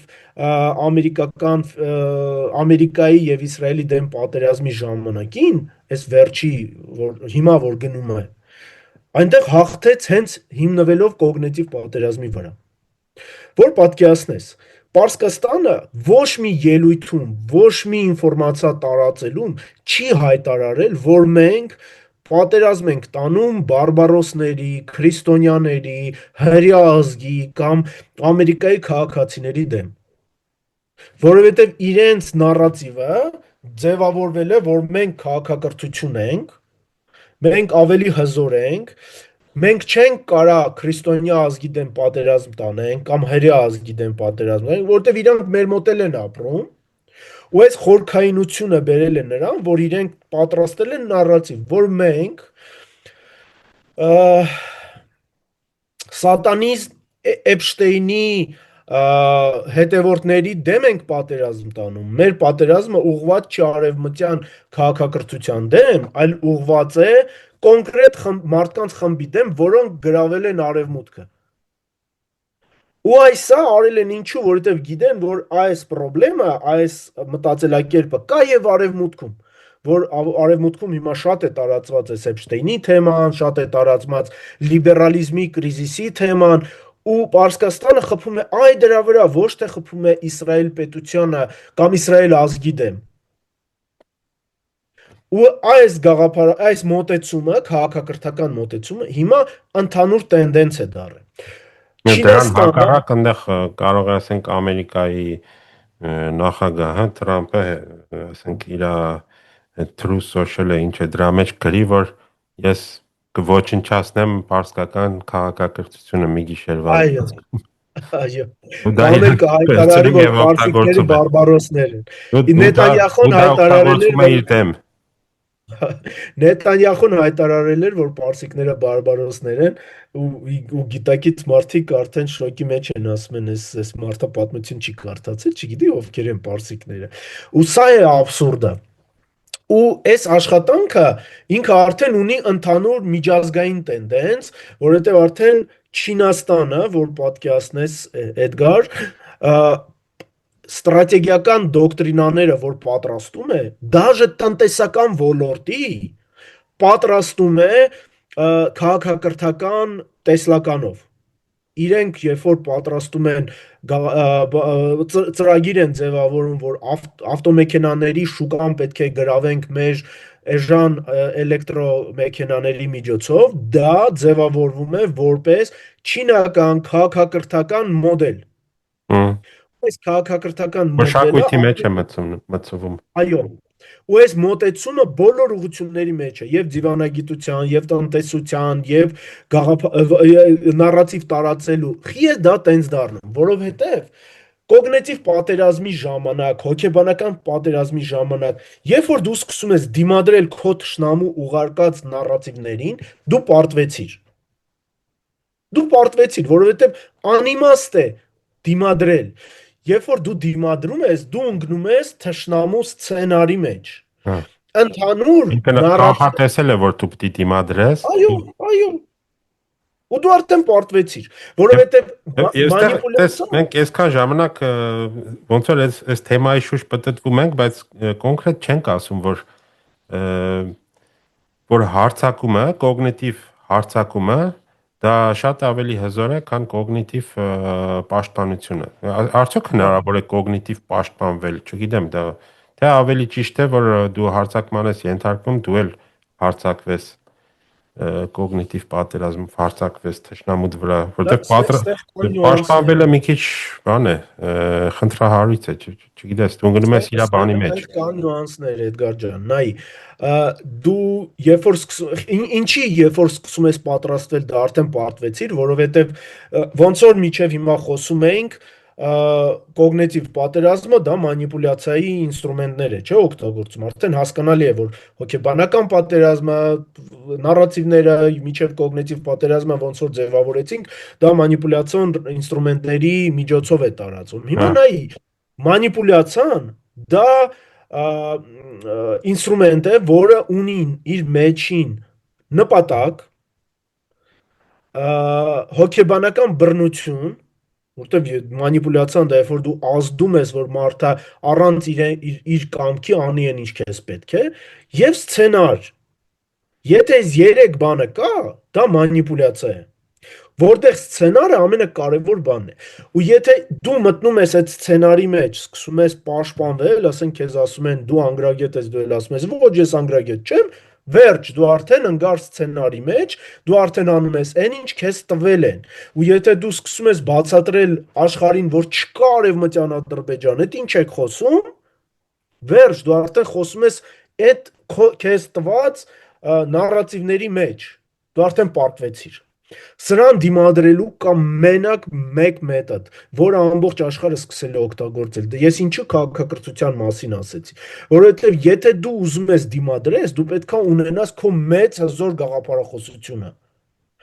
Եթե դու չունես քո ազգային տեսլականը, ստրատեգիան, նպատակը, դու չես վերլուծել քո անցյալը, դու չգիտես քո ներկան, դու քաղաքակրթություն չես ձևավորել։ Քաղաքակրթությունը պոլիտոլոգիայի անկյունից դա ոչ թե ֆիքսելն է, որ մենք առաջին քրիստոնյա ազգն ենք կամ մենք ունենք հզոր մշակույթ, ոչ, դա չէ։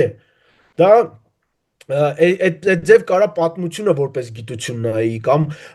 տարբեր մշակութային գիտություններ կարան տենց անեն, բայց պոլիտոլոգիայի աչքերով քաղաքակրթությունը դա երբ որ դու քո անցած փորձը, պատմամշակութային փորձը գիտես, ձևավորել ես, վեր ես լուծել, հասկանում ես, թե դու այսօր որտեղ ես, ինչ խնդիրներ ունես, ինչ ճգնաժամի մեջ ես, ու այս քո անցյալը փորձում ես ադոպտացնես այսօրվա իրավիճակի վրա, որ ձևավորես քո ապագան։ Սա մեծ աշխատանք է, ու այս քո ձևավորել ապագան պետքա հիմնված լինի քո անցյալի վրա, որովհետև քո անցյալը արդեն գիտի քո մենտալիտետը, քո փսիխոտիպը, քո ունակությունը, քո լանդշաֆտի պլյուսները եւ մինուսները, ու գիտի թե քո միսիան այս աշխարհում որն է։ Եթե դու այս անկյունից ես աշխատում ու քո նարատիվները ձևավորում, դու արդեն չես ընկնում թշնամու դաշտի մեջ ու չես բացատրում, որ արևմտյան Ադրբեջան չկա։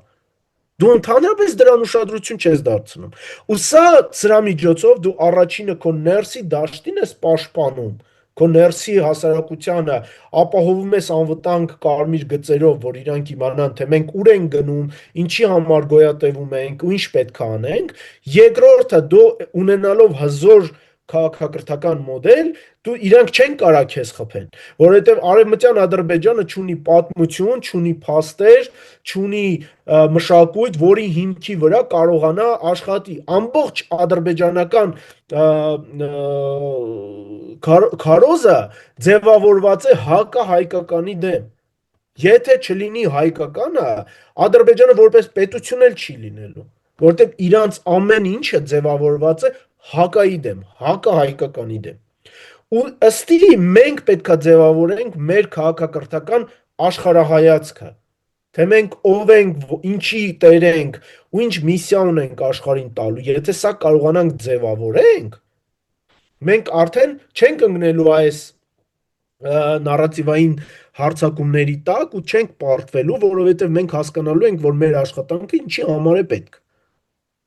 Ու սրա չորս կողմը պետքա քո պետությունը ձևավորվի, քո ազգը ձևավորվի, քո սփյուռքը ձևավորվի, ամեն մեկը էլեմենտ պետքա լինեն մեծ սիստեմայի մեջ, որտեղ ունեն իրենց դերը, աշխատանքը ու հասկանալով իրենց դերը ընդհանուր գաղափարի համար արդեն աշխատանք կտարել։ Եթե սա ձևավորենք, արդեն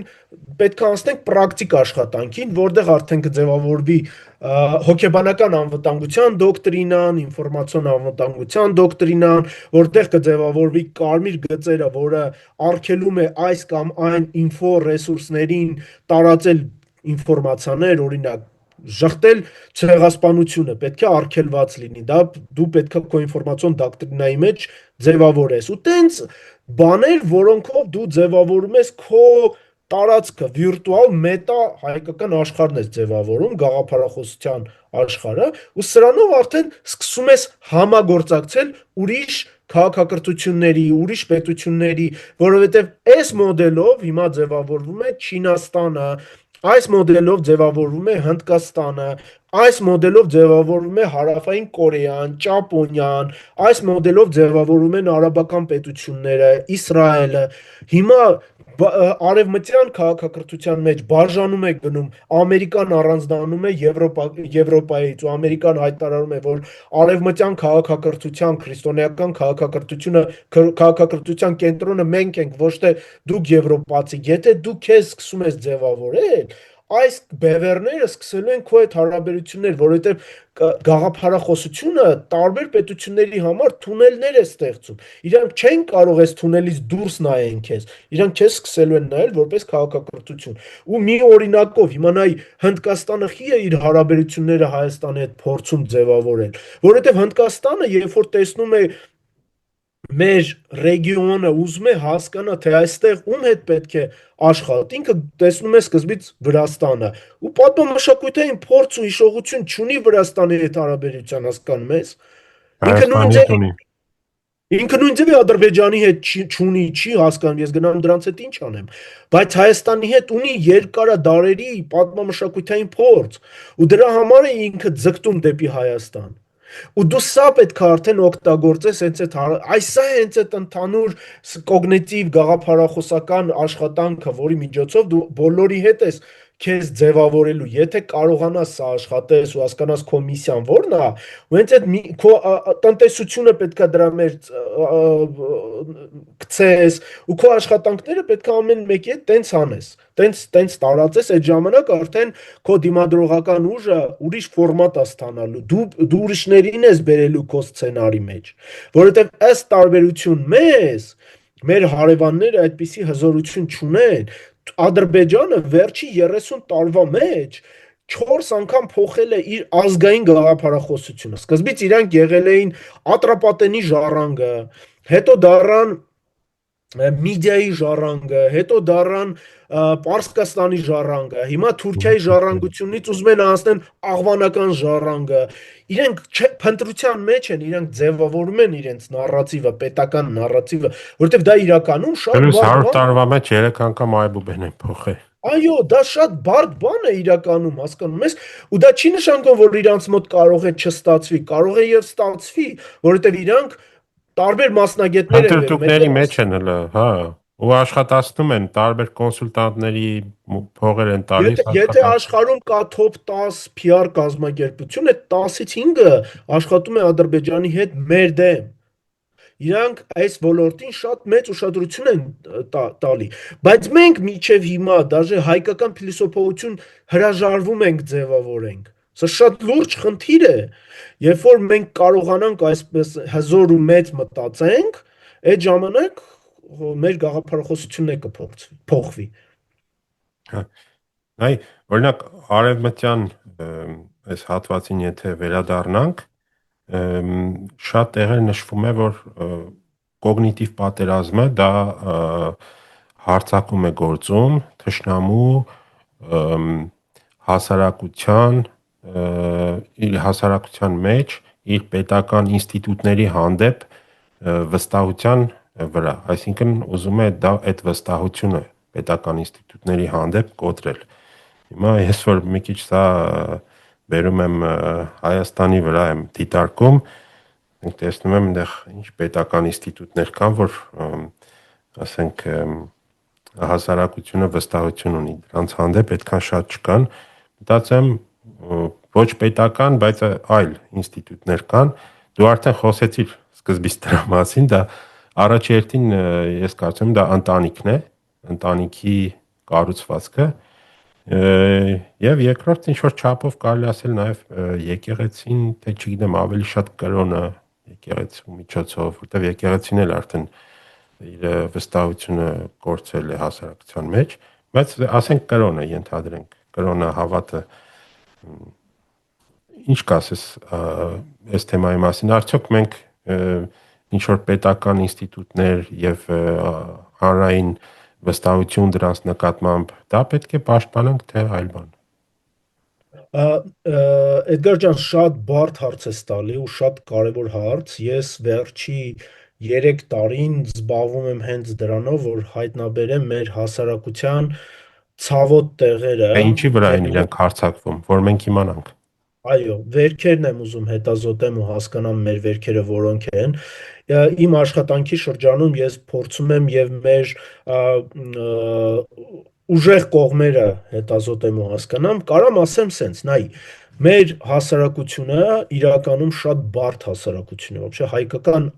աշխարհն է ինքը իրանով շատ բարդ, որովհետեւ ինքը տարբեր բևեռային է ու տարբեր գույներով է։ Բայց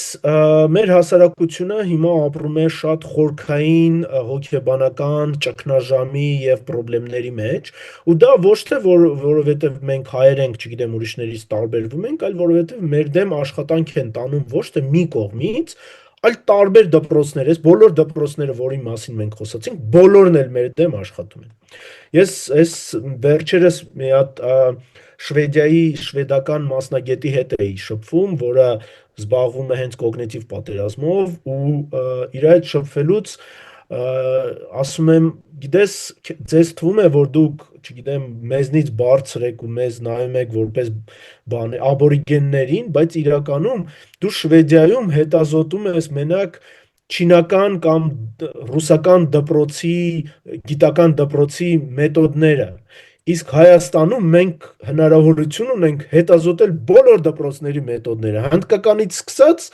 ամերիկականից վերջացրած, որովհետև դրանք բոլորն էլ Հայաստանում էքսպերիմենտներ են անում, բոլորն էլ Հայաստանում մեր դեմ աշխատում են։ Մենք գիտենք Իսրայելը ոնց է աշխատում Հայաստանում, Ադրբեջանը ոնց է աշխատում, Թուրքիան ոնց է աշխատում, Ռուսաստանը,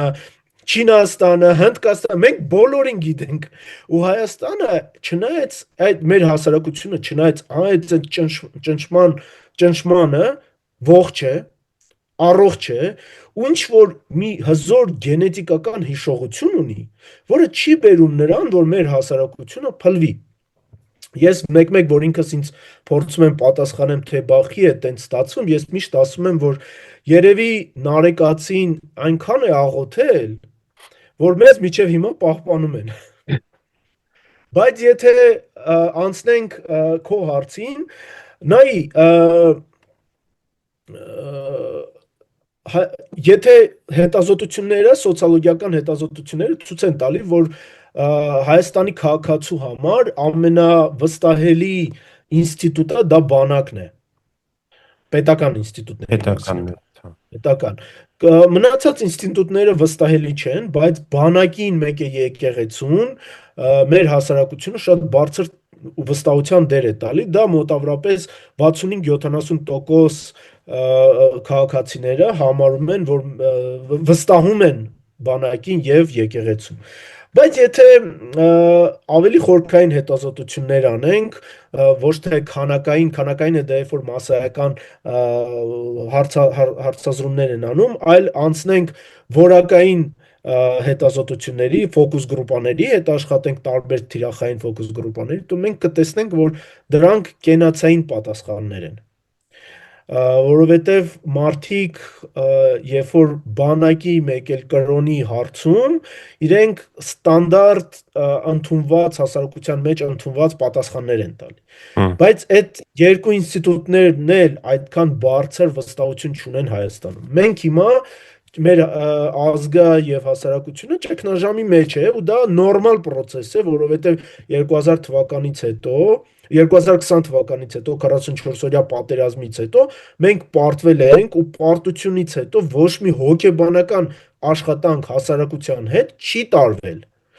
Իսկ երբ որ այդպիսի աշխատանք չի տարվում, 3-ից 5 տարվա մեջ դա բերում է ներքին կրիզիսի հասարակության ոչ թե մշակութային, այլ մտածելակերպի կրիզիսի, երբ որ հասարակությունը քո ապագան չի տեսնում, որովհետև դու ինքը հասարակությանը նոր երազանք, նոր ճանապարհ, նոր ստրատեգիա չես տալի, դա բերում է ճգնաժամի ու հասարակությունը արդեն ոչ մեկի չի վստահում։ Ու այդ դեպքում մեր եզակի ինստիտուտը, որը համախմբող ինստիտուտ է, դա ընտանիքն է։ Բայց ընտանիքն էլ ունի հիմա լուրջ կրիզիս Հայաստանում, որովհետև վերջի 150 տարվա մեջ Էդգար հայկական ընտանիքը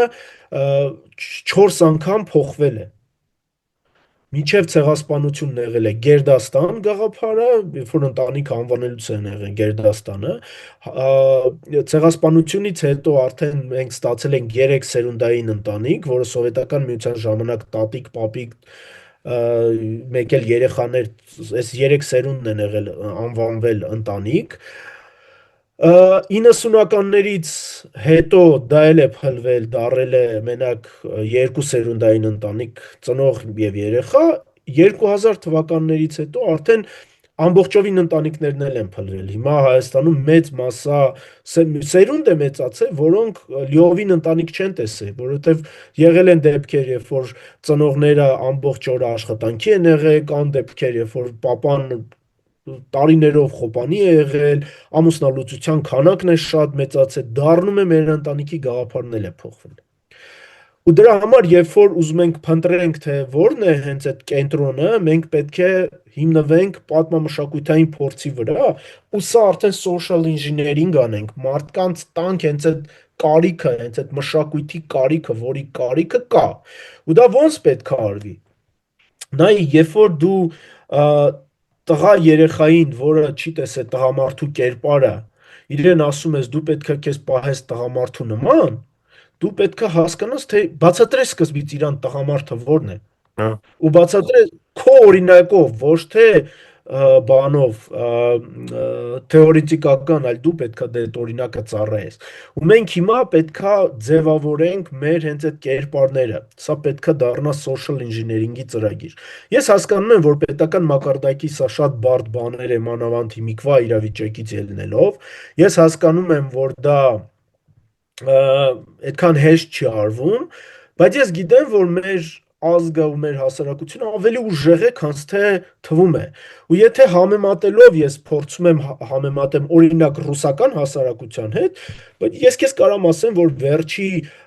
4 տարվա մեջ Ռուսաստանում ալկոգոլիզմի քանակը շատ-շատ աճել է, չնայած որ միջև այդ դա էլ միշտ է խնդիր է եղել, հիմա ավելի է աճել, որովհետև իրանք լուրջ խնդիրներ ունեն, լուրջ ներսին հասարակական, լուրջ տնտեսական, լուրջ պատերազմի խնդիրներ ունեն, որը բերել է նրան, որ սա ազդում է հասարակության վրա։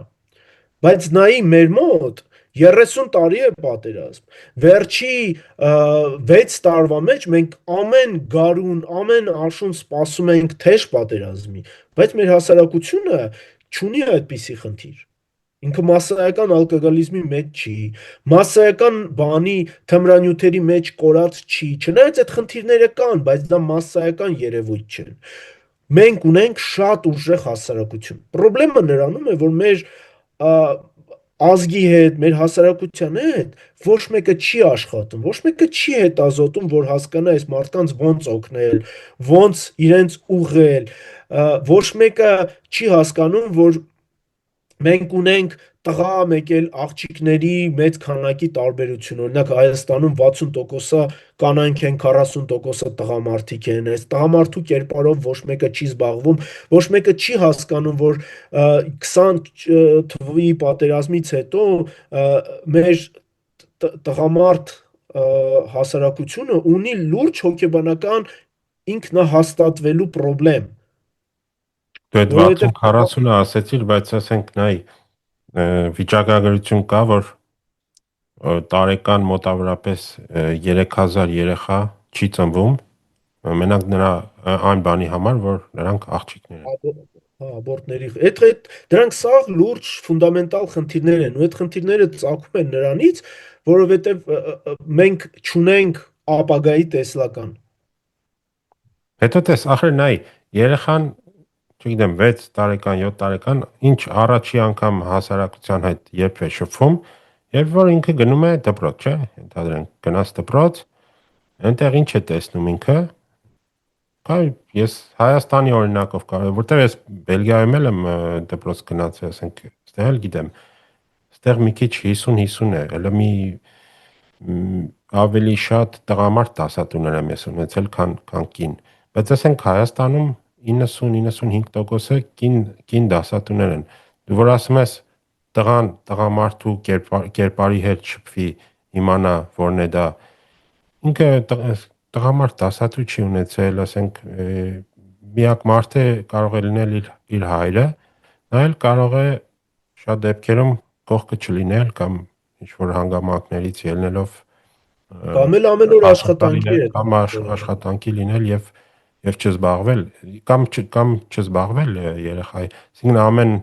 այդ ամբողջ բեռը թողնել կնոջ վրա դա սխալ է, որովհետեւ կինը իր ձևի է դաստիարակում, իսկ տղամարդը իր ձևի է դաստիարակում։ Էդգար, հենց դրա համար էլ ես ասում եմ, դու պետք է մի հատ ունենաս քո գաղափարախոսությունը, քո ստրատեգիան, թե ուր ես ուզում գնաս որպես հասարակություն, որպես ազգ, նոր դրանից ելնելով այդ քո ասածը դա արդեն տեխնոլոգիաներն ու ինստրումենտներ են, որ դու երբ որ հասկանում ես, որ պետքա տղամարդու կերպար ունենաս, դու արդեն օրենքի սահմանով հաստատում ես, որ դպրոցներում պետքա, չգիտեմ, 30-40%-ը լինեն տղամարդիկ։ դա աշխատանք է, որը պետքա տարվի։ Ու իրականում դրանք այդքան բարդ աշխատանք չեն, այնց չի, որ մենք պետքա հեծանիվ հնարենք, որտեղ այս մեթոդները տարբեր տեղեր օգտագործում են ու մշակութային մոտեցումը, հենց այս քաղաքակրթական մոտեցումը հենց դրա վրա է հիմնվում, որտեղ տարբեր քաղաքակրթություններ տարբեր մշակույթ ունեն, կան, չգիտեմ, ազգեր, որտեղ դա այդքան է կարևոր չի։ Մեր համար դա կարևոր է։ Ու երբ որ դու քաղաքակրթական մոդելներն ես հետազոտում, երբ որ դու արդեն հետազոտում ես, թե հայկական քաղաքակրթությունը որն է, ինչ մշակութային խորքային բաներ կա, ոնց ենք մենք ձևավորված, արդեն դրա հիման վրա այդ քո ասած քայլերին գնում ես։ Հա։ Այսինքն մենք եկանք այն եզրակացմանը, որ երբ որ խոսում ենք պաշտպանողական համակարգ կառուցելու մասին, գալիս ենք նրան, որ դրա համար առաջի հերթին պետք է ձևավորել քաղաքակրթական այդ կադրը, որի մեջ մենք գաղափարախոսությունը, որի մեջ մենք պետք է նախ ինքներս տեղավորվենք եւ հետո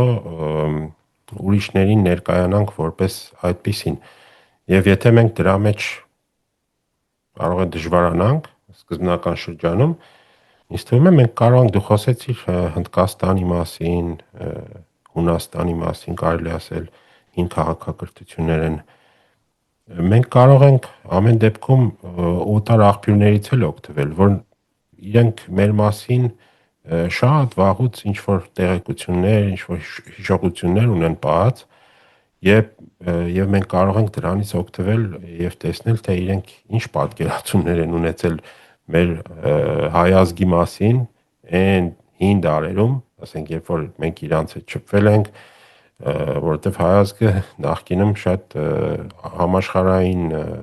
մասշտաբով ինքը շատ կարևոր դեր է խաղացել եւ փոքր ազգ չենք, ինչքան էլ որ դա այսպես ամենտեղ շեշտում են, թե մենք փոքր ազգ ենք, ես համաձայն չեմ։ Եվ ուզում եմ ասել, եթե մենք նույնիսկ մեր մոտ եղած տեղեկություններից դա մեզ քչություն անի, մենք կարող ենք օտարների տեղեկություններից էլ օգտվել։ Մենք ըստ տարբերություն մեր հարևանների դրա խնդիրը չունենք, այնքան աղբյուրներ կա մեր մասին, մենակ մատենադարանը ճիշտ հետազոտել արդեն լիք բան մեզ կտա, բայց նայ, եթե ընդունում ես սա որպես գաղափարախոսություն, դրանից հետո արդեն տեխնոլոգիաները հավաքում ես ոնց պետքա իրականացնես, ու ստեղ կա միջազգային փորձը մենք ոնց կարանք օգտագործենք։ Օրինակ, Արևմուտքը, Չինաստանը, Ռուսաստանը ինքը կոգնիտիվ պատերազմի դեմ կամ հակա հարձակումներ անելու համար ձևավորել է բանակում զորամասներ, որոնք բանակի անկյունից են դա անում։ Բայց կա շվեդական փորձը, որը ստեղծել է քաղաքացիական կազմակերպություն կառավարության մեջ, որը բանակային չէ, այլ քաղաքացիական է, ու այս կազմակերպությունը աշխատում է միջնորդ պետական, բանակային, անվտանգության կազմակերպությունների մեկ էլ հասարակության մեջ։ Ու այս ցանց ստեղծելով Շվեդիան օրինակ տենց է պաշտպանվում։ Բայց ստեղ մի հատ հետաքրքիր բան ասեմ։ Դու ասացիր, որ շատերն ասում են, որ մենք փոքր ազգ ենք, իրականում նայ, մենք քաղաքակրթություն ենք, որը հնարավորություն ունի ազդի ու դարեր շարունակ ազդել է շատ մեծ քանակի ազգությունների վրա։ Ու մենք այսօր կարող ենք ազդել 100 միլիոն մարդու վրա։ Ոնց է դա ձևավորվում։ Հայկական քաղաքակրթության կենտրոնը դա Հայաստանի Հանրապետությունն է, որտեղ ապրում է մոտ 3 միլիոն մարդ։ Դրանից բացի հայկական քաղաքակրթության հիմքը դա հայկական աշխարհն է, որի կենտրոնը Հայաստանի Հանրապետությունն է, ու Սփյուռքն է, սա արդեն մոտ 20 միլիոն մարդ դարավ։ Դրանից բացի հայկական քաղաքակրթությունը դարեր շարունակ միշտ ազդել է ավտախտոն ազգերի վրա։ Ավտախտոն ազգերը դրանք են ազգերն են, որոնք հայկական լեռնաշխարհում միշտ մեր կողքին ապրել են։ Դա մոտ 18 ազգություն է, փոքր ազգություններ են։ Զազաներն են, պամակներն են, դրուզներն են, ուդիններն են, տարբեր ազգեր, մոտ 18 ազգություն կա։ Հայկական քաղաքակրթությունը դարեր շարունակ ազդել է միաֆիզիտների վրա։ Միաֆիզիտները դա հին քրիստոնեական ազգերն են, որոնք միշտ մեր հետ կապ են ունեցել։ Դա Միաբնակ, կարծեմ ասում են։ միաբնակ։ Հա։ Հայերեն Միաֆիզիկ։ կարծեմ միաբնակ են ասում, հա։ Չէ, միաֆիզիտներն են դրանք։ Հա, Էֆիոպներն են, կոպտերն են բանի Եգիպտոսի, արաբ քրիստոնյաներն են, հնդիկ քրիստոնյաներն են։ Սրանք բոլորն իրար հետ անում է 100 միլիոն մարդ։ Ու հիմա ինձ ասա դա քիչ է։ 100 միլիոն, բայց տարածքով փռված ամբողջ աշխարհում։ որը Որտեղ մենք չհաշված Սփյուռքում գտնվող հայերի ընկերական եւ պրոֆեսիոնալ շրջանակները, որոնք այո, ամեն օր այո, իրենց հետ այդ հլա լուծում դա են։ չհաշված։